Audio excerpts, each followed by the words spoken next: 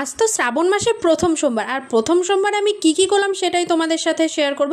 তো হ্যালো বন্ধুরা, তোমরা কেমন আছো? আমি কিন্তু খুব ভালো আছি। আর শ্রাবণ মাসের প্রথম সোমবারে তোমরা কি করলে সেটা কিন্তু অবশ্যই কমেন্ট করে জানিও দাও। আর আমি প্রথমেই দেখো সকালবেলাতে আজকে চলে গেছিলাম একটু বাজারে, অনেক দিন পর বাজারে যাচ্ছি, তাও আবার নিজের সাইকেলটাকে নিয়ে।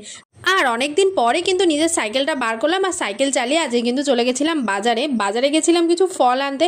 ফল তো তোমাদের আগে দেখিয়ে দিয়েছি যে আমার জামাইবাবুর দোকান থেকে ফল কিনে এনেছি। তো কি ফল এনেছি তোমরাও আমার আগের শর্ট ভিডিওতে দেখে ফেলেছো। তো স্নান টান করে এখন কিন্তু আমি পুজো দিতে বসে গেছি। প্রথমেই কিন্তু ঘি মধু মাখিয়ে স্নান করে দিলাম। আচ্ছা তোমরা বলো তো, শ্রাবণ মাসে কেন সবুজ চুড়ি পরতে হয়? এটা কি শুধু বউরাও পরে নাকি মেয়েরাও পরে? তোমরা যদি জানো প্লিজ একটু কমেন্ট করে বলে দিও তো যে কেন সবুজ চুড়ি পরতে হয়। দেখো কথা বলতে বলতে এদিকে কিন্তু বাবার মাথায় জল ঢেলে নিলাম, এবার কিন্তু ফুল বেলপাতা দিয়ে দিচ্ছি। আর হ্যাঁ, তোমরা কে আজকে শিবের উপোস করেছো অবশ্যই কিন্তু কমেন্ট করে জানিও। আমি কিন্তু বাড়িতেই শিব ঠাকুরের মাথায় জল ঢেলেছি, মন্দিরে আর যাওয়া হয়নি। তোমরা কোথায় ঢাললে, বাড়িতে না মন্দিরে? তারপর একে একে ফলগুলো বানিয়ে নিলাম। আমি হয়তো খুব একটা ভালো পারি না, তবুও চেষ্টা করেছি ভালো করে বানানোর। পুজোর জোগাড় মোটামুটি কমপ্লিট করে আমি কিন্তু পুজোয় বসে গেলাম। তো যারা আজকে সোমবার করেছো অবশ্যই একবার কমেন্ট করে যেও ওং নমঃ শিবায়। তো আমার কিন্তু পুজো হয়ে গেল।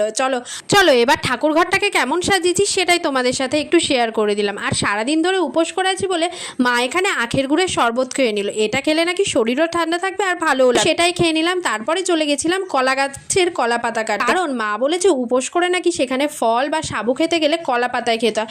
তো সেই কথা মতো এখানে দেখো ফল সাবু, আজকে কিন্তু আমি এটাই খেয়েছি। শ্রাবণ মাসের প্রথম সোমবার কিন্তু আমি এভাবেই কাটালাম। তোমরা কে কিভাবে কাটালে অবশ্যই কিন্তু জানিও। আজকের মতো টাটা।